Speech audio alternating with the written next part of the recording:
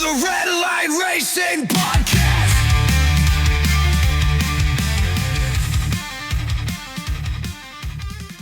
Hello and welcome to the podcast, or welcome back. If you're a returning listener, then subscribe or follow wherever it fucking is, because you've heard me now twice. You might as well follow me around, you creep. But anyway, hello and welcome to the podcast. You're not a creep, you're a lovely person, a lovely individual.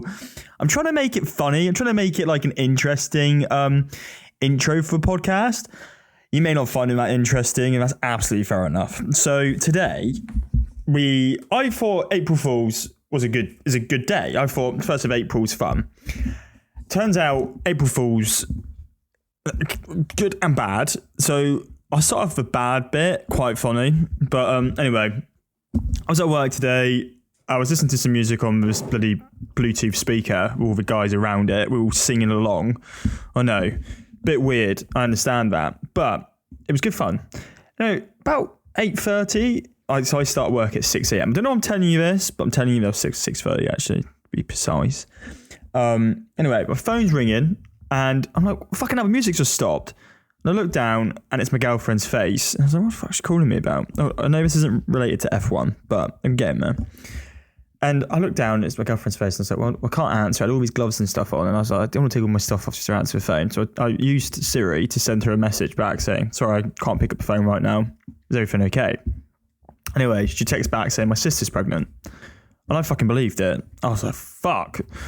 Bit of a shocker, if true, when I believed it straight away, because I didn't think about being the 1st of April. And I was like, fuck. Oh my God, is her mum know? Anyway, I waited an hour. She rings me back. And she goes, Nick, it's April Fool's. Of course, my sister's not pregnant. I would have probably wouldn't have said to you over a text message. I was like, yeah, fair enough. But I didn't see it coming. But talking about April Fool's, RedBull have released their livery for the Japanese Grand Prix. I know it's probably not on April Fool's, but I don't want to get my hopes up too much, but it's fucking gorgeous. It's got to be one of the best looking F1 cars I've seen in a long time. I'm going to put it out there. The McLaren car, what was that? Was that for, what's it called? Monaco, the yellow and green one. That was beautiful. Actually, I want to find out what that livery was for. Was it Brazil or I've got a feeling it was Monaco. But that was my favourite livery for an F1 car in recent years. F1 McLaren car, yellow and green. Oh, fucking hell, where is it? Stop advertising me fucking McLaren P1s. Where is it?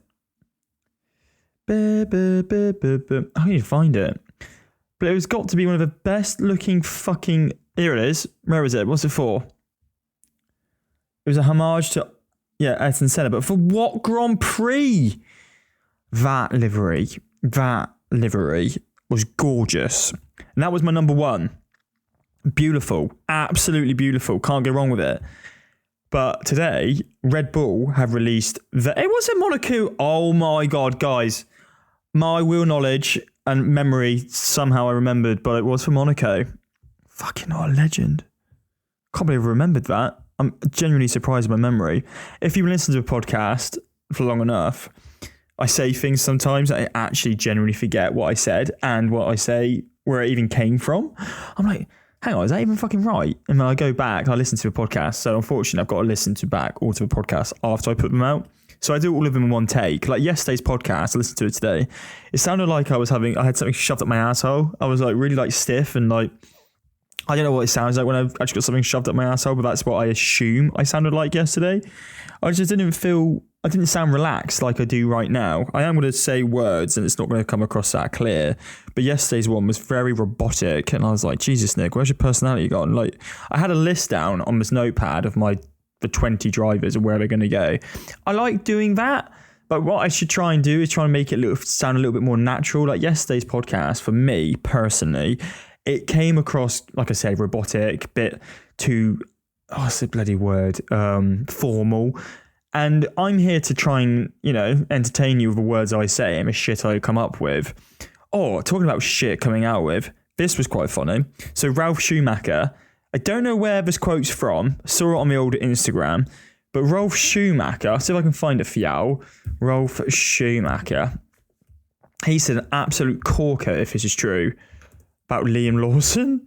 I was pissing myself. Liam Lawson. Was it Liam Lawson? Was it even Ralph Schumacher? We'll find out. And I'd be hated for this. Oh, here we go. But it's Planet F1. Are they really that trustworthy? I'm going to click on the article anyway. Biased, but if you don't know, I don't think Planet F1 is the most, trusted source when it comes to statements. They might be, like I am. But Ralph Schumacher pulls no punches as drastic Liam Lawson assessment is made. Ralph Schumacher has gone a step further than Red Bull in assessing Liam Lawson and believes that the Kiwi shouldn't be in an F1 car at all. If that's true, you cheeky little fucker. This is a quote. I know I'll be hated for this by one or two spectators, but I won't have to put Liam Lawson in an F1 car. I wouldn't put Liam Lawson in an F1 car at all, he said, before seamlessly pointing to Red Bull's rising junior star, Arid Lindlad. Oh, I heard this guy before. I don't follow F2 or F3. I really don't. So if you ever put a comment on that thing going, tell me about F2, F3, I am not going to, bullshit to you. I haven't got time to watch F2 and F3, and I don't have the brain power to follow it. I've been following F1 for a while. I think I fucking watched like the last 8 years. Fuck knows how many I've missed, maybe like 5 or 6. But my memory's so bad that if you ask me about a certain race, it will come to me eventually. It's not like off the cuff. It's not like I'm a nerd of F1. I'm just a pundit. I don't know if you can even call me a pundit. I'm just a fan who talks. But talking about fans who talk, this is no disrespect to this podcast because I'm a very small podcast. I'm going to tell you guys how many listeners I have because it's interesting and I thought I'll let you guys know. So I'm a brand new podcast. I've had 83 plays all time. So not that much. And I appreciate you if you're listening to this right now. But there's a podcast out there called Pit Stop, I believe. Let's find out if they're called Pit Stop. I think they're called Pit Stop. Yeah, Pit Stop. They are so off the curb when it comes to wheel knowledge and F1 chit chat. It blows my brain. It blows it away. I'm a novice little guy by himself who just like, I don't do this as a full-time job. I don't. I don't even get paid to do this. I do this for a bit of fun. But these guys, I think they do get paid. And anyway, I saw a clip today on Instagram.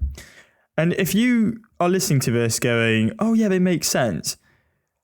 Oh my fucking God. I'm just going to play you it. I hope you can hear it through this. George Russell's contract at Mercedes expires at the end of the year. There's a reason that contract hasn't been renewed. If Toto saw this as a long-term thing, considering 26 is a reg change, his contract would be till 26 at least. The fact that George's contract expires at the end of this year tells me that there's something going on we definitely don't know about. You don't think Max is an option? I think it is. There's been really big rumours about George to Red Bull, and I honestly... Anyway, fuck me. No shit, Sherlock. Oh my fucking Christ. That has been the discussion since the beginning of the fucking season, you fucking bunch of plebs. No disrespect.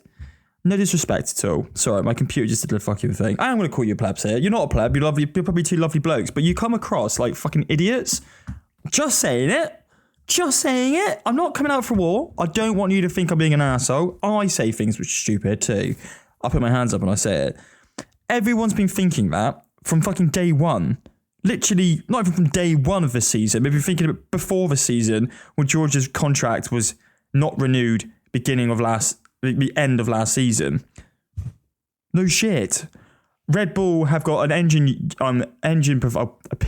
power unit change to Ford. and they're developing the car too. Max is probably a bit worried about if it's the right thing for him to do, and his camp are a bit concerned about him staying at Red Bull. Because if the engine is shit and it's going to take them a few years to get it developed, then why would Max stay around Red Bull? Yes, he's got family ties, not family ties, but he's got his like family. He calls it Red Bull his family and all that shit. It's not family ties, but anyway, I digress. Of course, he's keeping his options open, and of course, he's spoken to his camp have spoken to Toto. I'll be surprised, very, very surprised, if he. Actually, I wouldn't be surprised. I wouldn't be surprised if he joins Mercedes. But then there's talks of other drivers going to Mercedes too, if they do well. It's whoever car is doing well. I think George is going to keep that seat. He's done a very good job at the beginning of the season. I haven't listened to the whole fucking podcast. They might go on and go, oh, but we think George is really good. George is pretty good. He's sturdy. But then I watched a little clip of them talking about future world champions in F1.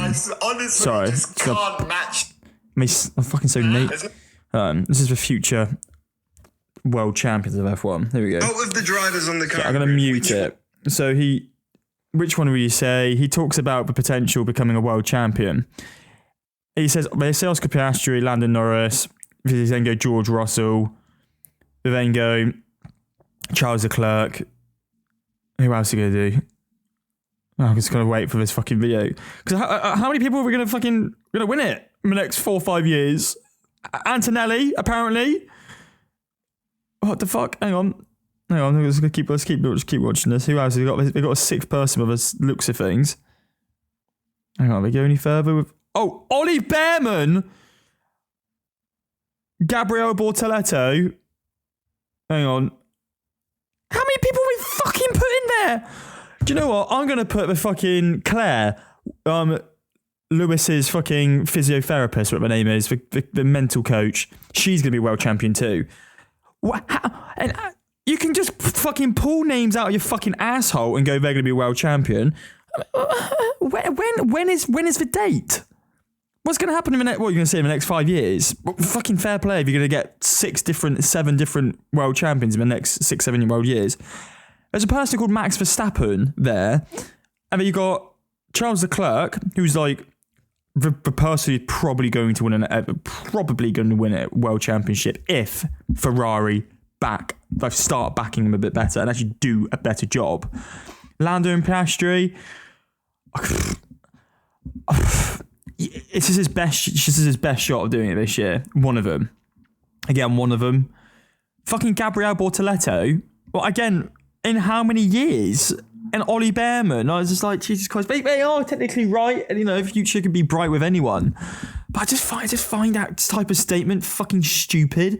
Like, we all think any of the drivers, Yuki could be a world championship winning driver if Max leaves and then joins Mercedes and doesn't do well, and then Yuki does very well. We don't fucking know that. Anyway, it's just these people, not just them. There's a lot of people who make these assumptions out about, and you're like, oh, I think I know what's going to happen. Mate, you're literally covering the whole fucking grid. Like, no shit, Sherlock. Oh my God, Jesus Christ. But anyway, the whole thing about like people doing April Fool's stuff and all of that with the Red Bull livery, I don't know how I went on that tangent, man. I do apologise. I'm all for people like listening to people and make your own mind up, freedom of speech. But at the same time, if you came up to me and said who's going to be a future world champion, I'm not going to read off fucking 7 people and 6 people and go, there you go. Because that leaves you with no idea what's going to be happening in the next couple of years because you have no fucking idea. If I had to give you, out of the 5 drivers I would think could do it in the next 5 years, would be Leclerc, again, 5 years. And even saying that needs to take into consideration that the teams they are in are good and Max isn't on form, or the person who's dominant of that season isn't on form, which that could be Ferrari, the team like Ferrari, McLaren, and Mercedes, or Red Bull.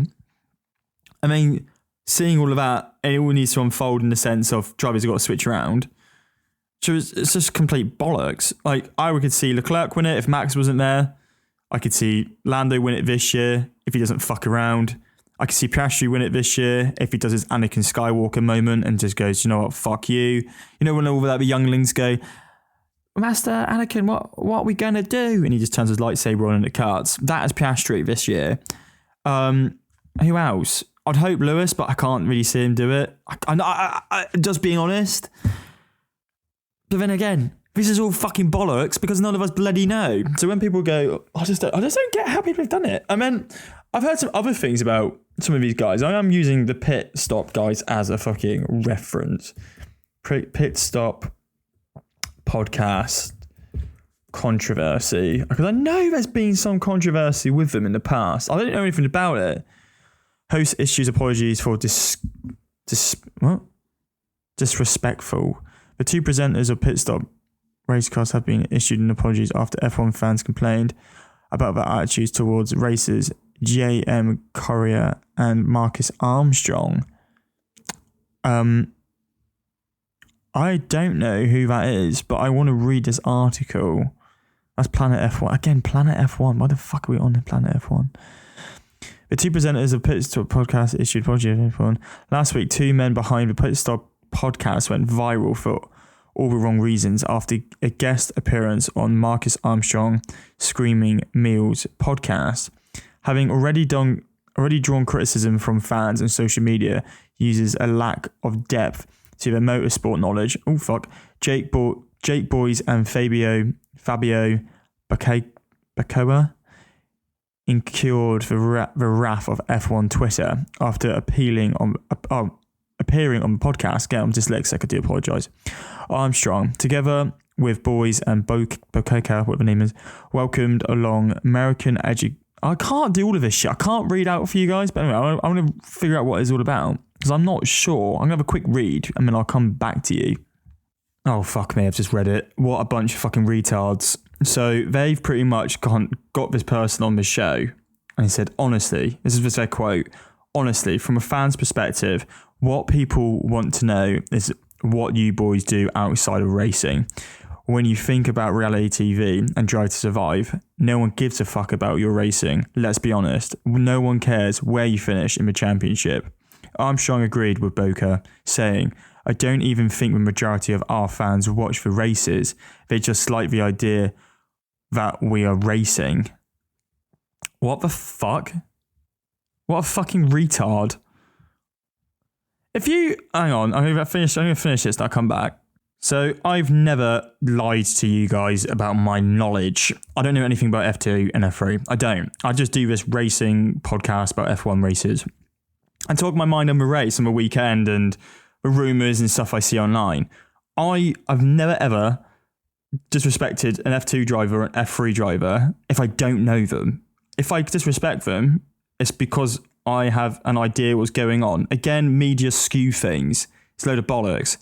But in this incident, this guy, I'm going to butcher his name, and I do not mean to offend anyone or upset anyone if you know who this person is. I don't, and I'm not going to lie to you. So I'm going to call him Courier. I think that's how you say his name. So Courier himself appeared, so he was saying about one of the racers who was in this crash died, which is awful.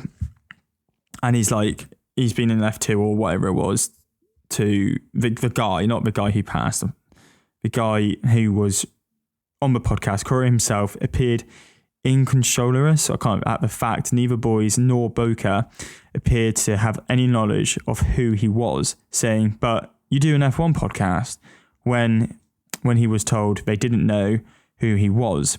Following the appearance, Courier tweeted to say, maybe I should do my own podcast. But hang on, I'm going to write about it a bit more. But anger was brewing on social media due to the apparent disrespect shown to Courier after fighting so hard to return to racing in F Formula 2 after a 4-year journey.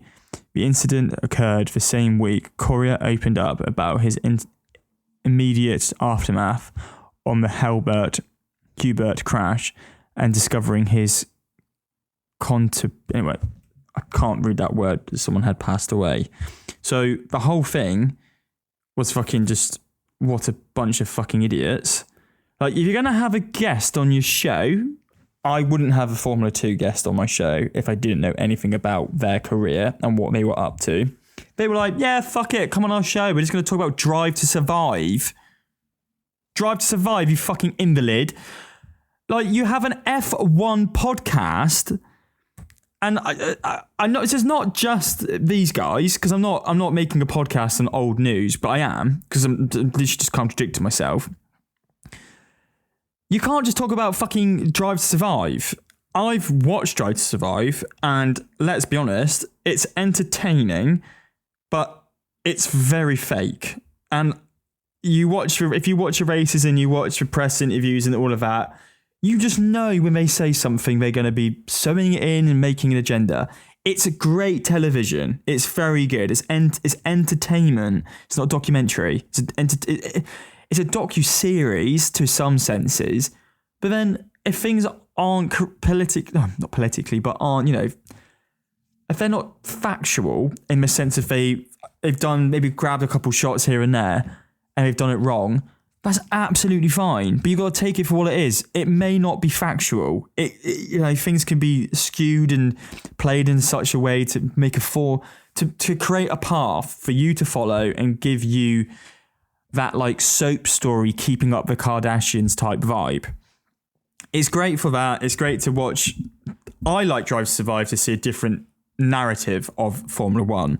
Like, you see a little bit more to do with the team principles and the dynamic with the drivers. But even then, it's fake to a point. The boom mics are pretty good fun because you see them come around and they fly in and all of that. But you can't watch F1 and then watch Drive to Survive and go, people who like F1 just watch Drive to Survive. That's complete bollocks. Like, what the fuck are you talking about? A lot of people who maybe listen to this podcast, you may not have watched an F1 race before and you listen to me to talk about the race, which if you do that, God help you. Like, fair play if you can understand what I'm getting at, because if I listen to this podcast without knowing about the race, I would be confused. But if you do, and if you don't watch the races, but you listen to this and you understand, then I honestly think you are a genius, because I don't. So fair play. But to bring up Drive to Survive and say that a lot of the fans who say they're F1 fans, they've never actually watched an F1 race. Mate, where the fuck have you lived for the last fucking... Well, I've been alive for 27 years. I'm going to say the last 27 years that I've been alive. Like, F1's been in, like, British culture blood for many, many years until fucking Sky took it away. And then you couldn't watch it on BBC One and Channel... Well, you can now watch it on Channel 4 on the highlights. But it's now on Sky, and you've got to go for a paywall to watch it, which is a fucking bastard, and it's expensive. So if Sky are listening, drop your prices. But people spend thousands of pounds a year to go and watch F1 globally. And then just to say Drive to Survive is a thing, no one actually works F1. Where the fuck did Drive to Survive come from, you fucking idiot? Oh my God. It came from the fucking sport of F1. But it's always been entertaining. They've just decided to come in and grab little bits and here and there. You know when you go on like YouTube or Instagram Reels, when you see this compilation of like Kimi Räikkönen saying something, he's like, I've just come back from a shit, and all of these things. There's such a huge range of dynamic people in F1 of drivers who, like, George Russell's, he for me would be the stereotypical pupil at school who would put his hand up in a maths class where, say, if you and your mates are all together and you go, oh shit, have you done the homework? And then the guy would go, no, I haven't, have you? You go, fuck, I haven't, no, I haven't. And then you turn around and you go to the guy behind you, have you done homework? You go, no, I haven't. But George would be up the front and you can't get to George. And he'd be looking around behind him, because you can hear him mumbling. And you see me go, mate, I've done homework. We haven't done it. And he goes, oh.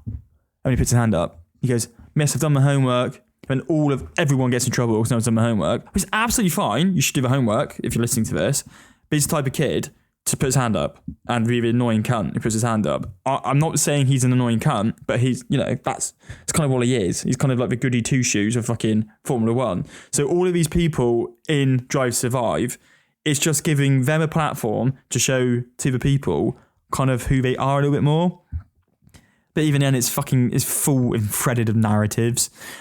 And to say that, loads of F1 fans maybe not even watched a race, when you're not an F1 fan, you're a Drive to Survive fan. you like watching a highlight reel of F1 cars, which is absolutely fine. I like watching it after the season's over because Drive to Survive will come out after, if you're living under a rock, no disrespect, but Drive to Survive will come out, what's that, after the season, just before the season starts. So January, February time, it normally tends to come out near around Valentine's Day, which is quite funny. That's about right, isn't it? January, February. Yeah, February, early February seems to drop. Again, I might have had this date wrong because I don't retain all of these stupid bits of information. I try to retain a bit. But that, for me, is my filler because I haven't watched a race for like 10 weeks and I'm starting to get a bit itchy. So that's when I jump back into Drive to Survive and watch 3 episodes, because if I've watched the season, I know which races were shit, what team was interesting of the season because I've been following it. So, for example, Ferrari had a great year last year. Ferrari fan, not doing that well this year. But, for example, the race in Baku with Carlos Sainz and Sergio Perez when they crashed at the last lap or second to last lap. Absolute cinema. And I was like, that's going to be a great one to watch because I remember watching that and going, that was a great race. I wonder if they're going to put a Drive to Survive with that. And I'm pretty sure they did. I can't remember if they did or not. But that's what F1 fans do with Drive to Survive. That's how I do it. Not all, but like people who watch F1 love the teams and hearing like the controversy on the pit and in like when you have Martin Brundle's grid walk. That's brilliant. And you hear all the people before with Jensen Button and all of them lot talking about, oh, have you seen the rumours and all of that? And then they discuss it. And then you've got Ted's notebook after the race and he goes around. Ted's notebook, by the way, is fucking amazing. Really recommend holding on to watching that. If you don't do that, I don't know if you get that in your country, but it's a Sky thing. You might be able to find it online. But Ted's notebook is really, really good. It's kind of what it's still very formal. I would just love for someone like myself or someone who's like me or even myself to go to every race and have a microphone and talk to the camera and talk to the drivers and be honest and not be censored. But like Ted's notebook's kind of the closest thing, and Martin Brundle's is probably the closest two things you're going to see with less censorship. But even then, a lot of people give Ted, I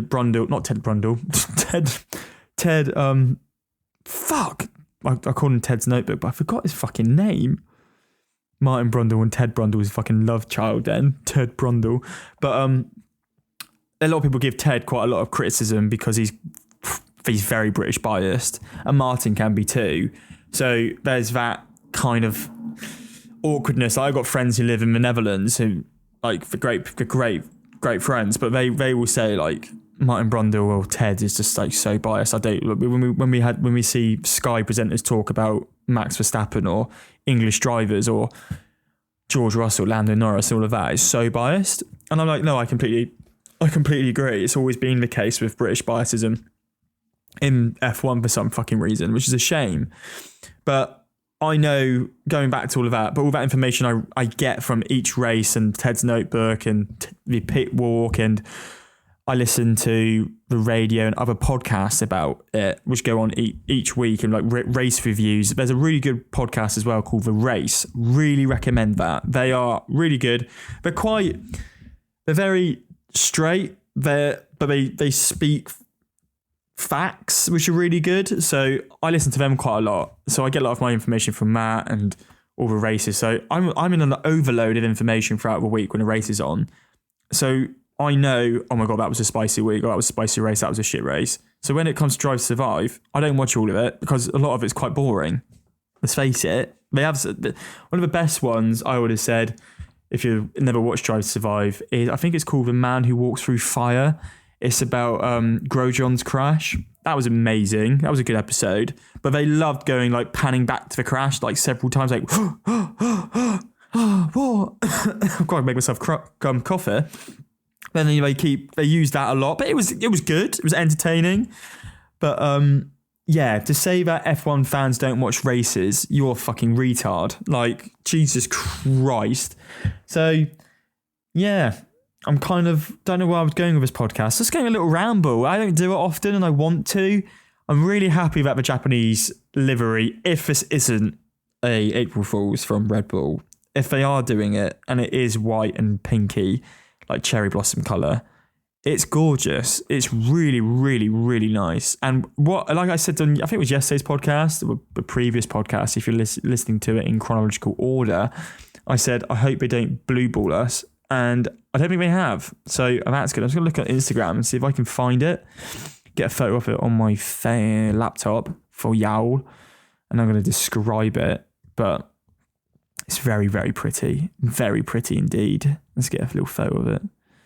I think it's legit because Max Verstappen's wearing the Japanese themed, what's it called?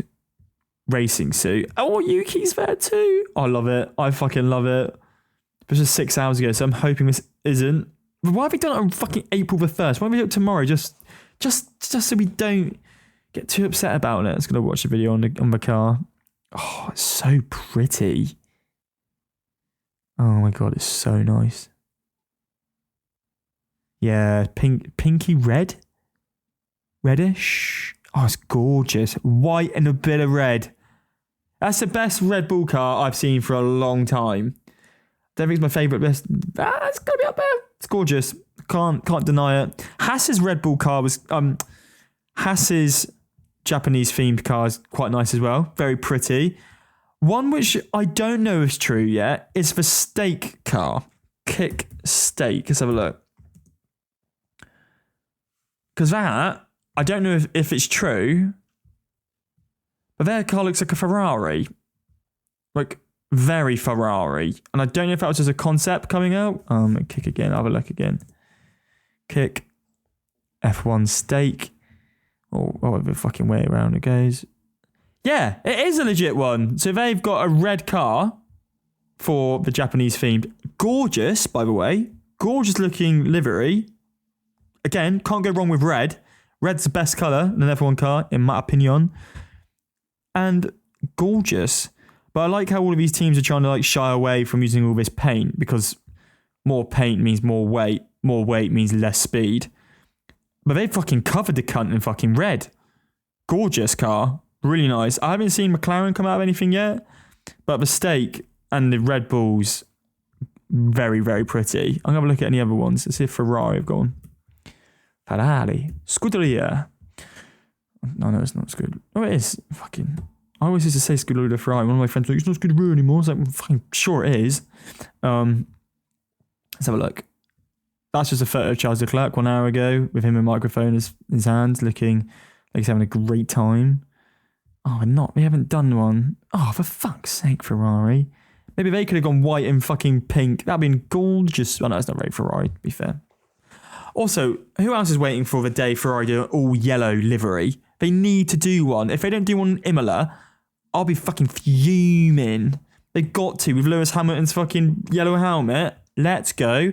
And there's talks that Lewis Hamilton wants to, what's it called? Help design a new F40. They're calling it the F44, I think. F44 or some shit. And Lewis Hamilton's pushing for a stick shift again and like being a part of the process of developing the F44, the predecessor or the, I don't know the right terminology for it is, the one that comes after the original one. Apparently there's talks that he wants to get his fingers involved in that, which would be fucking cool. And yeah, I don't know what else to really say. So I'm not going to say any more. I could ramble on a bit more about other people and slag them off, but I don't want to because I just hate. I kind of you could be like, oh, I kind of a bit of jealousy about me moaning about someone, but it isn't. I just don't like idiots. And I'm not saying they're idiots, but things that they said and getting an F2 driver or an F3 driver on your podcast without really knowing who they are is fucking dumb. So well done. Anyway, thanks for listening to this podcast. I appreciate you. And if you made it this far and you want to give it a follow, drop it a follow. If you don't, thank you for listening and I will hopefully hear from you again. Love you. Bye. Thank you for listening to the Red Line Racing Podcast.